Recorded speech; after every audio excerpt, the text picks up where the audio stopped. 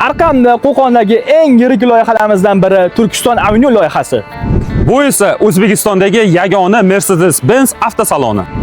Bu Qo'qonga kirib kelishda joylashgan Aloqa bank.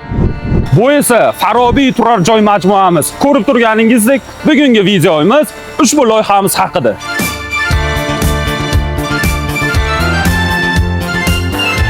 Ushbu loyihamiz Turkiston Avenue loyihamizdan 50 metr ichkarida joylashgan. Ko'rib turganingizdek, ushbu loyihamiz 3 ta blokdan iborat va 117 ta xonadonga ajratilgan. Hozirda ushbu loyihamizda qurilish ishlari ketmoqda, aksiya eshik romlari o'rnatildi va fasad ishlari olib borilmoqda. Ha, aytgancha, Fuji kompaniyasining liftlari ham kelgan. Hozirda liftlarimiz o'rnatilish jarayonida.